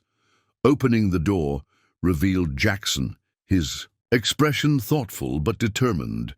I've been thinking about your situation, he said without preamble. Eliza sighed, too mentally exhausted for fresh confrontation. I told you I don't need $5,000, he interrupted, in the Bank of Virginia City, under the name Richard Jenkins. It's yours. She stared, momentarily speechless. What? My winnings from the past decade. Legitimate ones, he clarified, perhaps reading suspicion in her expression. I can wire instructions tomorrow for transfer to your Helena account. Why would you do this? Eliza demanded, bewilderment overriding reflexive pride. Jackson seemed to consider his answer carefully. Not atonement. 5,000 doesn't begin. To approach what I owe for 23 years' absence. He met her gaze directly. Consider it belated child support, or an investment in your mother's legacy, or simply a father not wanting to see his daughter's livelihood destroyed by another man's dishonesty. The offer hung between them, practical rather than sentimental, yet carrying emotional weight beyond mere financial salvation. Eliza's instinct was immediate rejection, preservation of the independence she'd guarded so fiercely. "The money is already yours by right," Jackson continued. "You won it fairly in our game at the Silver Dollar. I simply hadn't transferred it." Yet from Virginia City, the technicality offered a face-saving compromise, not charity, but fulfillment of an existing obligation. Still, Eliza hesitated. "I meant what I said about starting fresh," Jackson added quietly. "I'm leaving for San Francisco tomorrow. This isn't an attempt to purchase your forgiveness or establish ongoing connection, just settling accounts before I go." Something in his phrasing caught her attention. "Settling accounts," she repeated slowly. "You're not just leaving Helena, are you? You're leaving the territories entirely." A ghost of his former smile touched his lips, perceptive, like your mother. He shrugged slightly. Golden Hand Jackson has outlived his usefulness. Time to become someone else. Somewhere else. Running. "Away again?" The words emerged sharper than she'd intended. "No," he countered with surprising gentleness. "Running toward, this time, toward whatever years I have left to live differently." He glanced at the ledgers spread across her bed. "The wire transfer instructions are your decision. I'll leave them at the front desk before I depart." As he turned to leave, Eliza found herself speaking impulsively. "Wait." Jackson paused one. "Hand on the doorframe. You said once that my forgiveness wasn't something you could earn or demand." She chose her words carefully, navigating emotional terrain as treacherous as any high-stakes poker game. "That remains true. I understand." He acknowledged resignation evident. "But," Eliza continued, surprising herself as much as him, "Margaret's journal contains entries I haven't shared. Things she wanted you to know, beyond my childhood milestones." Hope flickered briefly in his eyes, quickly suppressed. "I'd be grateful to hear them. If you're willing." Eliza glanced at the scattered ledgers, the evidence of fresh betrayal that threatened everything her mother had built. Then back to Jackson, the man whose abandonment had shaped her life, yet who now offered salvation without conditions. "The hotel restaurant serves decent coffee," she said finally. "Perhaps tomorrow morning before your departure." The invitation, tentative, limited but genuine, seemed to affect Jackson more profoundly than if she'd offered explicit forgiveness. He nodded once, emotion evident despite his controlled expression. "I'd like that very much," he said simply. After he'd gone, Eliza returned to her ledgers, examining Hathaway's betrayal with fresh perspective. The sting remained, but set against the larger landscape of human failure and potential redemption. It seemed suddenly manageable. $5,000 wouldn't solve everything, but it would buy time. Time to rebuild, to pursue legal remedies, to protect Margaret and Thomas's legacy. She opened the journal to its final pages, reading entries she'd previously avoided. Margaret's reflections during her final illness, her thoughts on life's complexities and unexpected graces. One passage caught her attention with particular force. "I've been thinking about forgiveness lately, as the fever waxes and wanes, not as obligation or moral imperative, but as choosing to set down burdens too heavy to carry further. Richard's abandonment shaped our lives irrevocably, yet carrying anger these 20 years has shaped Eliza in ways that trouble me. She builds walls where bridges might serve better, calculates odds against trust rather than for possibility. I wonder sometimes if forgiving him might free her as much as him, not from justice or consequence, but from the prison of perpetual defense against future hurt." Eliza closed the journal, Margaret's insight-piercing defenses constructed over decades. Not simple forgiveness that remained beyond her capacity, but perhaps something adjacent to it, a willingness to acknowledge complexity where she'd previously seen only black and white betrayal. A recognition that moving forward might require setting down certain long-carried weights. Tomorrow, she would share these final entries with Jackson before his departure. Not reconciliation, certainly not that, but perhaps closure of a sort neither had anticipated when she'd appeared at his table in Redemption Springs, veiled and vengeful. Some games, it seemed, ended with neither player entirely winning or losing, but with both forever changed by the cards they'd played. Morning light filtered through Helena's lingering mountain fog as Eliza descended to the hotel restaurant, Margaret's journal tucked securely in her reticule. She'd slept little, mind consumed with financial calculations and the impending conversation. With Jackson, the practical businesswoman in her had accepted his offer, pride secondary to preserving her mother's legacy. The wounded daughter remained ambivalent about this final interaction before his departure. Jackson already occupied a corner table, coffee steaming before him. He rose as she approached, the instinctive courtesy at odds with the gravity etched in his features. Without makeup or the gambler's careful composure, he looked his age, lines mapping decades of experience around eyes that watched her with guarded hope. "I wasn't certain you'd come," he said as she took the seat opposite. "Neither was I," Eliza admitted, ordering coffee from the hovering waiter. They sat in silence until her cup arrived, each measuring the emotional distance between them, shorter than in Redemption Springs, yet still substantial. Jackson made no attempt to fill the quiet with conversation, seemingly content to wait for her lead. "I've decided to accept your offer," Eliza said finally, adding sugar to her coffee with precise movements. "The wire transfer instructions will be helpful." Relief flickered across his face. "I'm glad it's already arranged, just need to sign the authorization." "Thank you." The words felt inadequate yet necessary. "It's nothing compared to—" "I know," she interrupted gently, "but thank you nonetheless." Jackson nodded, accepting both her gratitude and its limitations. He glanced at her reticule, where the journal's outline was visible. "You mentioned there were other entries you might share?" "Yes." Eliza withdrew the leather-bound volume, finding her carefully marked pages.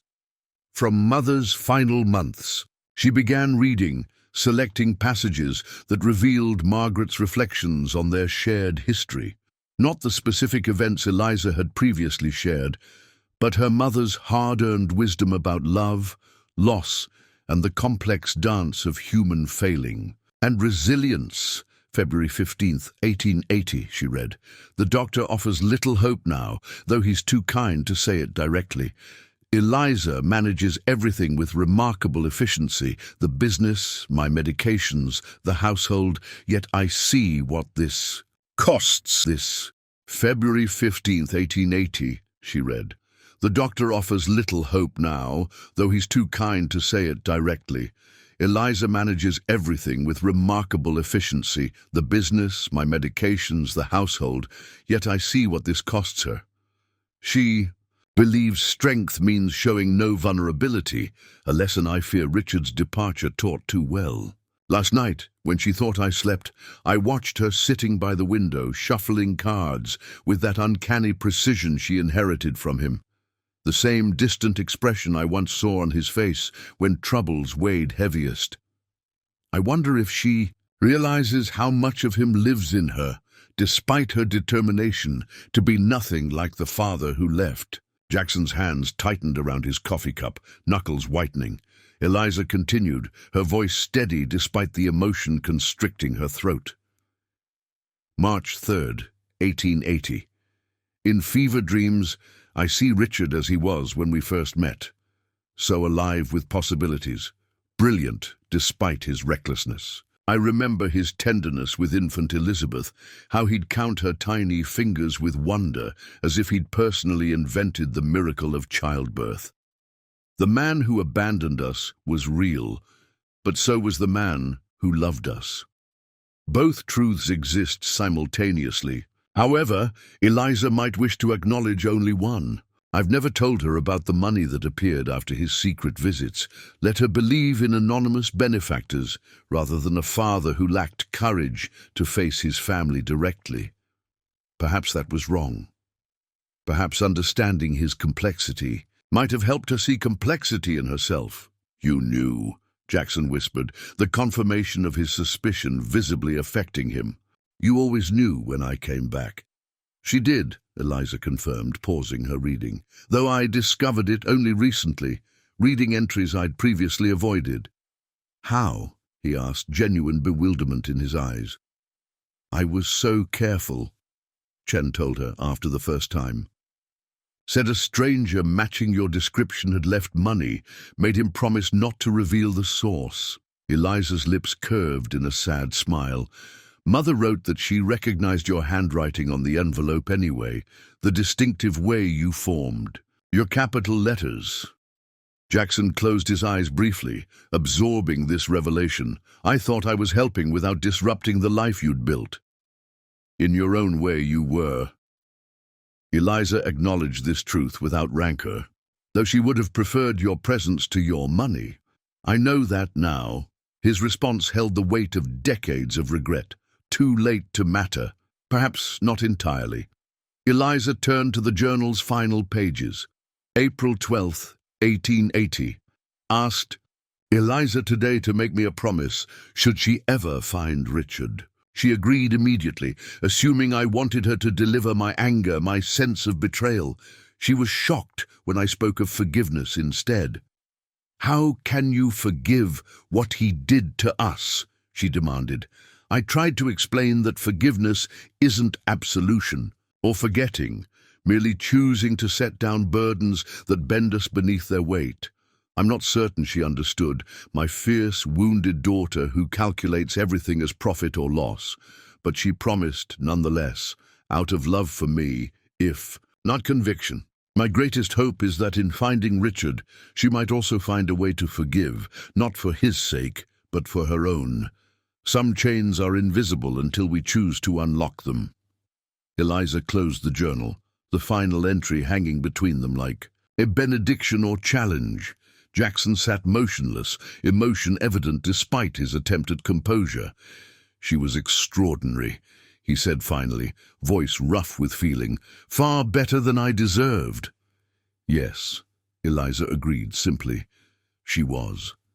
The waiter approached with fresh coffee, retreating quickly at Eliza's slight headshake. The morning light strengthened outside, Helena awakening to its daily rhythms, freight wagons rumbling past, shopkeepers raising awnings, the distant whistle of a locomotive approaching the station.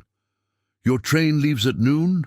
Eliza asked, practical. Matters providing safer ground than emotional terrain. Jackson nodded.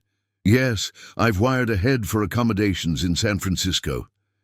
He hesitated, then added with careful neutrality, "I hope the bank situation resolves favorably." "It will," Eliza replied, certainty in her tone.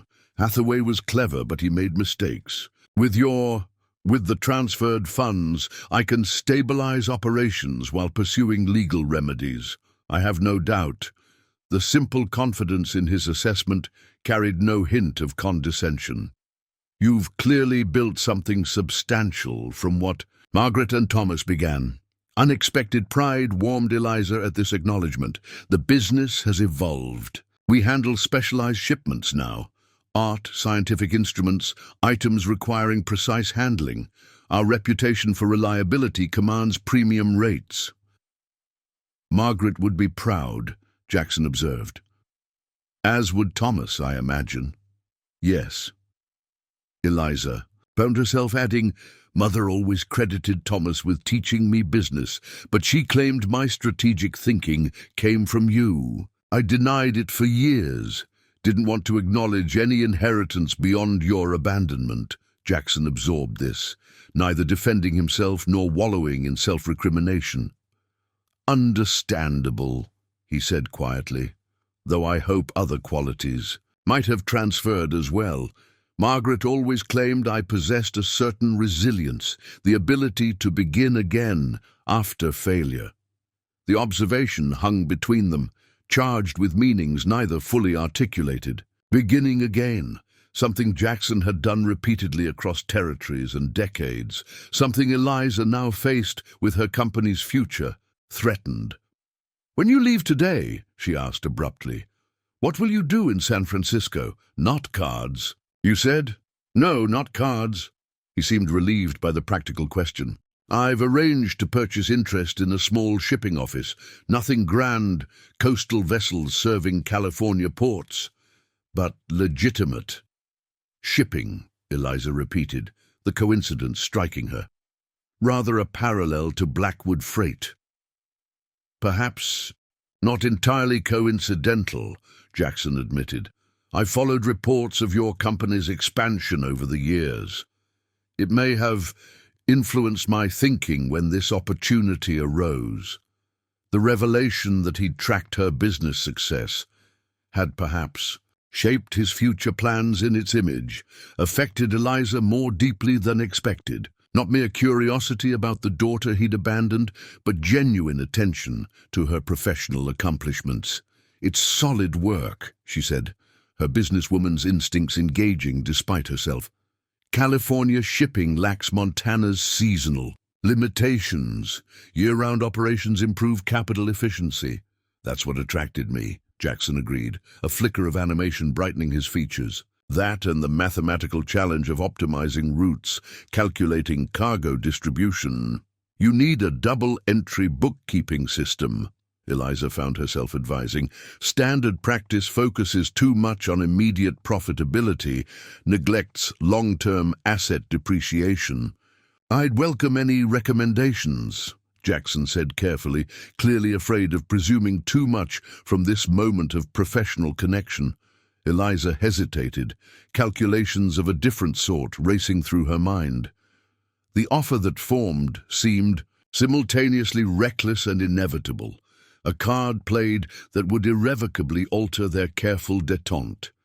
"Perhaps," she said slowly, "I could review your business plan before you leave. Offer some observations from our experience with remote shipping logistics." Hope brightened Jackson's eyes before he carefully modulated his expression. "I'd appreciate that very much. If you can spare the time before my departure." "I have an hour before meeting with the bank," Eliza replied, practical tone belying the significance of this small concession. "Your business documents are in your room?" "Yes, I'll fetch them." As Jackson departed with barely contained eagerness, Eliza remained at the table, examining her own motivations with the ruthless honesty she applied to business matters. This wasn't forgiveness, at least not the complete absolution Margaret had offered. But perhaps it was something adjacent, recognition of shared qualities, acknowledgement of connection beyond grievance and guilt. When Jackson returned with a leather portfolio containing his carefully drafted business plans, they bent their heads together over the documents, professional expertise temporarily superseding personal history. Eliza pointed out efficiencies, suggested alternative approaches to capitalization, identified potential competitive advantages his plan had overlooked. "You have a remarkable mind for this," Jackson observed as she annotated his projected earnings. Statement: "Far more sophisticated than my rough calculations." "Thomas believed in educating me properly," Eliza replied, accepting the compliment without deflection. "Hired university-trained accountants to supplement what he could teach." "He must have been extraordinary," Jackson said quietly, "to raise another man's child with such investment in her future." He was. Eliza's throat tightened unexpectedly.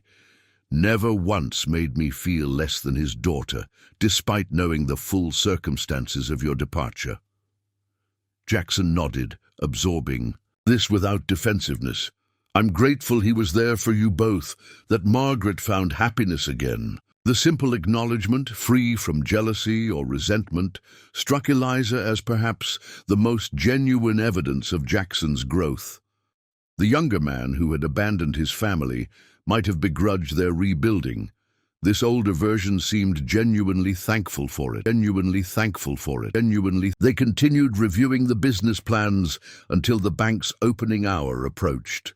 As Eliza gathered her belongings, preparing to face the financial crisis awaiting her, Jackson carefully reorganized his annotated documents. "Thank you," he said, the words encompassing more than just her business advice.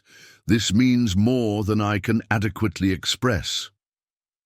Eliza nodded, unwilling to diminish the moment with platitudes. "I should go. The bank will be opening." "Of course." Jackson hesitated, then extended his hand. "Goodbye, Eliza. I wish you every success and happiness." She regarded his offered hand. The legendary fingers that had manipulated cards with unmatched skill, that had once cradled her as an infant, that had left money with Chen, rather than facing his family directly. After a moment's consideration, she accepted the handshake, the brief contact formal yet somehow significant. "Goodbye, Mr. Jackson," she replied, the formality deliberate. Neither the intimate father she'd never had opportunity to use, nor the coldly dismissive Jackson of their initial confrontation. As she turned to leave, Jackson spoke once more. "Eliza?"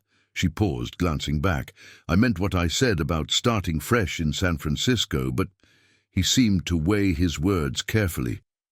"Should you ever find yourself with business on the coast, or should Blackwood Freight consider expanding California operations?" The invitation hung unfinished, tentative and carefully framed to preserve her autonomy. "I'll keep that in mind," Eliza replied, neither commitment nor rejection in her tone. "Safe travels, Mr. Jackson." At the bank, Wilson greeted her with the cautious respect afforded to valued clients facing potential disgrace. Hathaway was conspicuously absent, having apparently departed for parts unknown once his manipulations were discovered. "We've prepared the relevant documents," Wilson began, ushering her into a private office. "As you'll see, the discrepancies began approximately 3 years ago, small amounts initially." Eliza listened with half her attention, the businesswoman in her cataloguing evidence, while another part of her mind remained in the hotel restaurant, processing the unexpected evolution of her confrontation with Jackson. As Wilson detailed the extent of Hathaway's betrayal, she found herself recalling Margaret's final journal entry, the hope that finding Richard might free Eliza from invisible chains. "Of course," Wilson was saying, "the bank's primary concern is the outstanding loan against company assets. Given these circumstances—" "The loan will be repaid in full by week's end," Eliza interrupted, her decision crystallizing. "I've arranged a capital infusion that will stabilize operations while we pursue Mr. Hathaway through legal channels." Wilson's surprise was evident. "That's most impressive, Miss Blackwood. May I ask the source of these funds?" Eliza met his gaze directly. "Family resources, Mr. Wilson, long overdue, but no less welcome for the delay." By afternoon, she had signed the necessary paperwork authorizing Jackson's wire transfer, met with the territorial prosecutor regarding charges against Hathaway, and dispatched telegrams to key clients assuring them of Blackwood Freight's continued operations. The practical matters anchored her, providing solid ground amid emotional terrain, still unsettled by the morning's interactions. As sunset painted Helena's western mountains in amber and gold, Eliza found herself walking once more to the cemetery, drawn by some impulse beyond logical analysis. Margaret's grave looked different in evening light, the headstone's shadow stretching eastward, wildflowers from Jackson's bouquet still bright against the granite. "You were right," Eliza said aloud, addressing the mother who had understood her better than she'd understood herself. About him. About me. About forgiveness not being what I thought it was. The autumn breeze stirred the cottonwoods overhead, their leaves whispering response. Eliza knelt, arranging Jackson's flowers with more care than he had managed in his emotional state. "He's not what I expected," she continued, the one-sided conversation oddly comforting. "Not the monster I constructed, nor the hero you sometimes remembered. Just a man who made a terrible choice and lived with its consequences, as we did with ours." She traced the engraved quotation on Margaret's headstone. "Love bears all things, believes all things, hopes all things, endures all things." Words she'd dismissed as naive sentimentality now seemed weighted with her mother's hard-earned wisdom. "I didn't forgive him," Eliza admitted.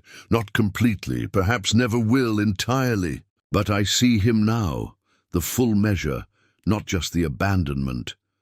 I understand why you could forgive, even if I haven't reached that grace myself." As twilight deepened around her, Eliza reached into her reticule, withdrawing a small package carefully, wrapped in silk. Unfolding the fabric revealed a deck of playing cards, not the professional deck she'd used to defeat Jackson in Redemption Springs, but an older, worn set with faded decorative backs. "These were his," she explained to the silent stone. "Left behind the night he departed. You kept them, though you never played. I found them among your things after the funeral." She shuffled the cards with unconscious grace, the motion as natural as breathing after decades of practice. The deck felt different from her usual tools, the stock thicker, less responsive, marked by time and handling in ways that told their own story. "I'm taking these with me," Eliza continued, returning the deck to its silk wrapping. "Not as remembrance of his desertion, but as acknowledgement of what persists despite it, the mathematical mind, the strategic thinking, the resilience you both valued." Standing, she brushed grass from her skirt, composing herself once more into the capable businesswoman Helena knew. "I'll be leaving tomorrow. The company needs my direct attention, especially now, but I'll return next spring as always." With a final glance at Margaret's resting place, Eliza turned toward town, her steps purposeful despite the emotional journey of recent days. The path ahead remained challenging, rebuilding trust with clients, pursuing legal remedies against Hathaway, managing operations with depleted resources. Yet she walked with certainty, perhaps more genuinely herself than she had been before tracking Jackson to Redemption Springs. At the hotel, a telegram awaited. Confirmation of funds transferred to the Bank of Helena, available for immediate access. The accompanying message was brief. "Transfer complete. Stop. Thank you for this morning. Stop your insights. Invaluable. Stop. Safe journey. Homeward. Stop. No signature. None needed." Eliza folded the telegram carefully, placing it alongside Margaret's journal in her traveling case. Not a conclusion despite Jackson's departure. Something less defined, more nuanced. A reshaping of narrative that had defined her existence for 23 years. That night, in the quiet of her hotel room, Eliza removed the silk-wrapped cards once more. She dealt a solitary hand of 5-card. Stud, the game Jackson had taught Chen's youngest son, who had then secretly taught 7-year-old Elizabeth behind the laundry while their elders worked inside. The familiar ritual centered her thoughts, focusing her analytical mind on the patterns and possibilities before her. A queen of hearts, a 10 of diamonds, a 3 of clubs, a 7 of spades, and finally, unexpectedly, the king of hearts, the card that had begun Jackson's hand in their first confrontation at the Silver Dollar. She studied the royal figure with its curiously serene expression, so different from the real man who had borne a gambler's nickname and a father's guilt across territories and decades. Not a monarch, but merely a man, granted power and significance by rules of games humans had invented to structure chance and possibility.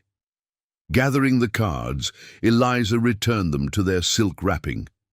Tomorrow she would depart Helena, returning to the business that represented her mother's legacy and her own life's work. Jackson would continue westward to California, beginning his own attempt at legitimate enterprise. Their paths might cross again in some professional capacity, or might remain forever separate, save for the invisible connections of blood and shared history. Either possibility seemed acceptable now, in ways that would have been inconceivable when she'd first donned her veil in Redemption Springs. Not forgiveness in its purest sense, but something equally valuable. Recognition of complexity, where she'd previously insisted on simplicity. Acknowledgement that abandonment had shaped but not defined her, just as it had shaped but not defined Jackson himself. In the quiet hotel room, surrounded by ledgers that mapped one betrayal and a journal that chronicled another, Eliza Blackwood realized she had found something she hadn't sought in tracking down Golden Hand Jackson. Not vengeance or even closure, but perspective. The ability to see her life as more than reaction to a single defining wound. "Well played, Mother," she whispered into the darkness, a smile touching her lips for the first time in longer than she could remember. Well played indeed. Up next, you've got 2 more standout stories right on your screen.